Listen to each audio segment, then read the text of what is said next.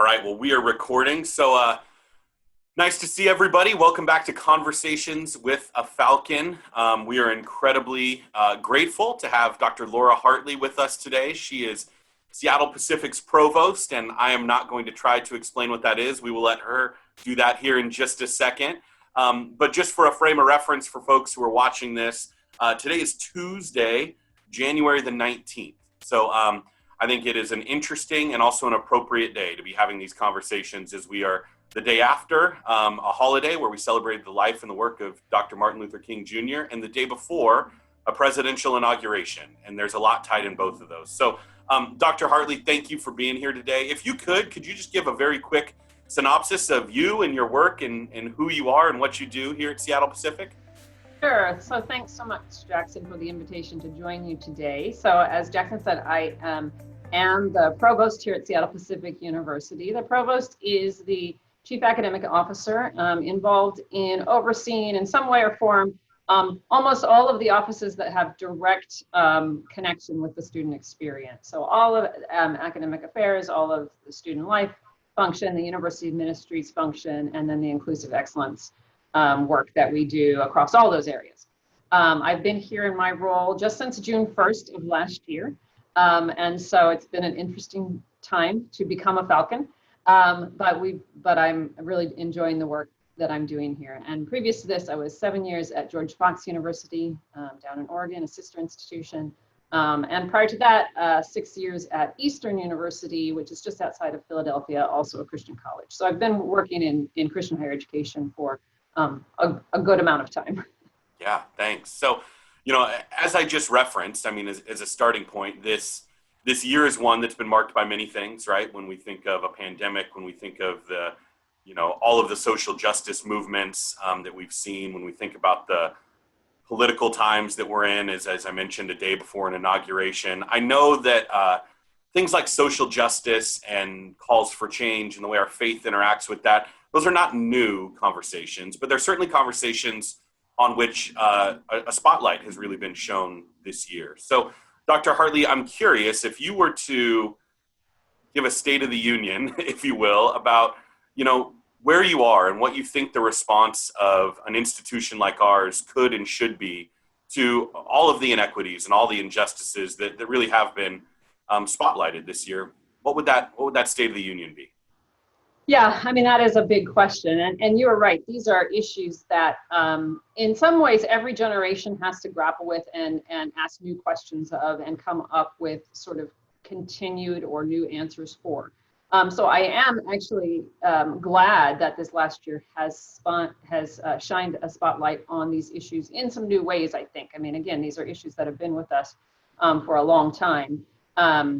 And so as an institution of higher education, we have a particular way of contributing to the ongoing conversation about what does justice, particularly justice in our society, but also in our world, look like. We bring expertise from lots of different fields as faculty explore, the conversations in their classrooms. I think we have also a really interesting opportunity in higher education in a country that is increasingly polarized and increasingly segmented into particular kind of political ideologies, and those are spilling into geographic distribution patterns. We have an opportunity to bring people together from all different kinds of backgrounds and life experiences, from different racial, ethnic groups, from different socioeconomic backgrounds, and to draw them together into conversation about really important issues. So it is a great place for people to come together to learn how to interact across difference, how to listen well to one another, and how to see things from outside the perspectives that they were raised with. So that's a really important, a crucial responsibility for us here in higher education to take that and to not squander it, to really use it as an opportunity to help individuals learn how they can be involved in the work of justice in the world. Yeah, thanks. So I'm curious as to, in your life and your career and your work, You mentioned that in different generations, there are different markers that seem to be seminal in this conversation. What are some things that maybe you have done or experienced personally that you might want to share as a starting point for a conversation for some of our students? I asked Cedric Davis, the chair of our board, this about a week ago, and Cedric, obviously, for a variety of reasons, has a different lens than you do. Cedric's a Black man and you are a white woman, and those are different viewpoints on which we engage this conversation. But I also think it's important to hear, as you said, from those different viewpoints, because the way that someone like Cedric would engage this conversation or experience it is going to be markedly different probably from you and I. So how have you leaned into this conversation, maybe personally, professionally, with your family, some practical things maybe that you all have been doing? Sure. So I approach this conversation with a recognition of the tremendous privilege that I have experienced in my life. So I was born and raised in a what I would call middle class, sort of comfortable suburban context. It was in California, so there was some kind of racial diversity in my upbringing, and yet not a lot of socioeconomic diversity, I would say. And so as I was a young person going through high school and college, I began to recognize that my perceptions were shaped by this very sort of narrow experience in the world. And I began to make choices in my life that I'm continuing to make to this day to try and put myself in places where I was not comfortable, in places where I was not in the majority, in places where I had to really listen to others and learn from them. And so that has really marked a kind of a lifelong pattern for me of recognizing that I have a perspective and that my perspective is a good one to share, but that my perspective is limited. And so that my perspective then gets expanded as I learn about the experiences of others. So that's been everything from the choices of where my husband and I have lived. We raised our kids in their early life through actually up through the kind of middle of their teenage years. In neighborhoods in Boston and then Philadelphia, where they were not, although they were white kids, they were not in the majority. And that was really formative for them. It's been interesting now as they are young adults, one a college graduate and one in college, for them to reflect on how that experience shaped their perspective. And so those are the kinds of, I think, really specific choices that people with privilege can make and need to make in order to make sure that they are, kind of getting the broadest understanding as they can. And I'm very cognizant of the choices that I have in my life and recognizing that many, many people do not have the same amount of choices I have and the same kinds of choices I have. So I try to model that for others, and then I try and really be open to learning in those experiences. Oh, thank you for sharing that. I think it's going to be helpful for many of our students to hear. I know often, and I've been guilty of this certainly in my own life, and as I've grown in maturity, it's easy to have that moment where your response is, well, that's not where I live, or I don't experience it, and just assume that that means you never will. And so this idea of taking some intentional steps to insert a family or a home or a conversation into your reality, that's great. I think that's a great tip. So, something that I'm curious about, obviously at Seattle Pacific, we are in a very unique city, right? We're in a city that is, I've said at times maybe is on the tip of everything when you think about the future and, what innovation looks like. It's also a city that is hurting in many ways with the homeless population and many other things that we're struggling with and the racial divides that do exist in our city. As an institution that is inherently Christian, and as faculty and staff who claim that as well, how might our faith need to be an appropriate part of this conversation, and what does that look like? Yeah, well, I mean, that is a great question. And a lot of times we talk about social justice, we use that term, but I think maybe a richer, deeper term is biblical justice, because we have a model both through our, in our scriptures, but then through the kind of the lived experience within our tradition, of what justice looks like. And so we start from this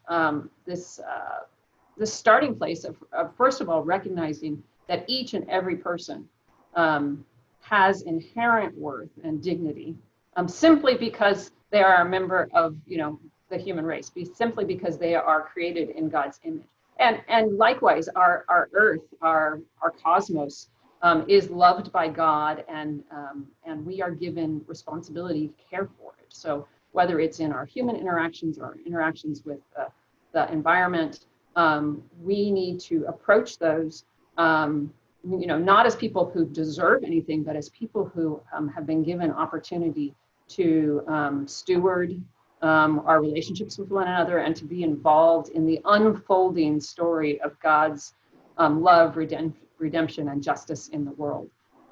So a lot of that undergirds our motivation for why should we even care about these things. We love because we have first been loved. We care because we are empowered to do so. And so as a Christian university, we have a unique witness to really proclaim those things. We're not doing this just because we think it's a good thing to do. We do this as a calling and as a matter of stewardship as we respond to the tremendous love of God in our own lives. Oh, thanks. As I really appreciate hearing that, and I think that's a good reminder for us and for our students. And as someone who I think approaches this with a really an appropriate level of care, but also with the right lens and the right viewpoint, and tries to overlap our biblical understanding for justice with what we are living out and what we're experiencing, what we're seeing in our world. Are there any books, movies, documentaries, a couple of things you might want to point our students to and say, hey, if you're not sure how to engage the conversation, read this, or some things that have been powerful for you or your family? Sure. I mean, there's so many things I could point to. The book that comes to mind is one that I'm actually in the middle of right now, but it's one that I think is written really well and is actually very accessible to even if you don't have a lot of experience in thinking about these issues. It's a book by an author by the name of Isabel Wilkinson, and it's called Caste, C-A-S-T-E. It's a book that was just released last year. It is really challenging. It's really important, I think, because what it does is it lays out for the readers a really compelling argument that the kinds of racial hierarchy that are woven into the fabric of our society that have been here before this country was even established is more similar to something like the caste system in India than to some other kinds of ways of conceptualizing it. So it speaks to why these issues are so persistent and so challenging to deal with. And I think it does a lot of really interesting parallels that I think are important for people in our society, particularly at this moment, to realize and recognize.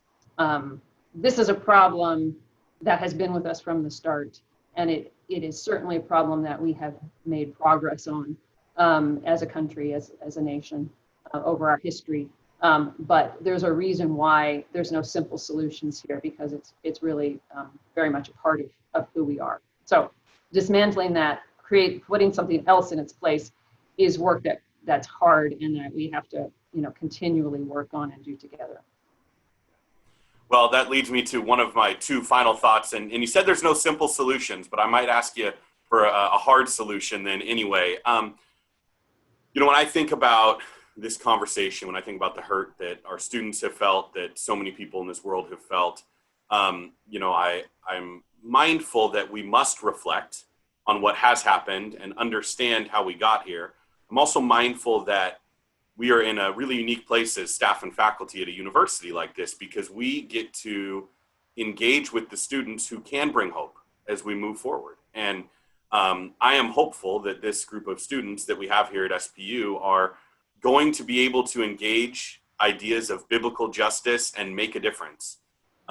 If you were to, give our students the solution, or what you're hopeful that they may look like or that they may do, what do you hope that our students, how do you hope that they'll engage? How do you hope that they will make a difference? What are some things that that bring you hope when you think about how our students could make a difference? Um, well, I mean, there's very specific ways that I think that different people could make impacts in different, kind of arenas. But ultimately, I think what I would say to students is focus on relationships. Relationships are the place where we learn, where we grow, where we can be challenged to do better. And relationship building and maintenance is hard. But when you know someone, it's really hard to dismiss them. It's really hard to say that their perspective is unimportant. When you have those relationships, it's easier to resist the kind of dehumanizing language that we often hear in our political rhetoric. And it's easier to say, you know what, that is not a true characterization of the way that, that this group of people is, based on our relationship. So I would really encourage our students to do the hard work of building relationships with those around them, and particularly to seek out those who are different from them, those who have different perspectives from them, and not just to try and convince them that that their perspective should change, but to really listen and learn and build connections. And even if you don't convince each other of that to change your viewpoints, in building those relationships, you come to recognize the value that other people have, and the ways that we do better as a society, as a community, because we do have those diverse perspectives. So it's an easy first step. It's a hard first step because relationship building makes you vulnerable. It makes you risk looking like you don't know something, looking foolish. But ultimately, it is the most important and I think rewarding way to move forward. Great. Well, thank you. That is that may answer my final question. I always want to give our guests an opportunity. Cedric, the first couple of times I ever interacted with him, he would always quote Jay-Z. So I gave him a chance to quote a rapper as his mic drop moment at the end. But Dr. Hartley, I'll say to you, is there, if you were to leave our students with a simple thought or a verse or a prayer, what, the floor is yours to speak to them in these last couple of moments, and then we'll wrap up. Yeah, well, I had an opportunity at the very beginning of the autumn quarter to do a chapel with Chaplain Lisa and ASSP President Jose, in which we discussed Philippians 2, which has always been a passage that I have been drawn to.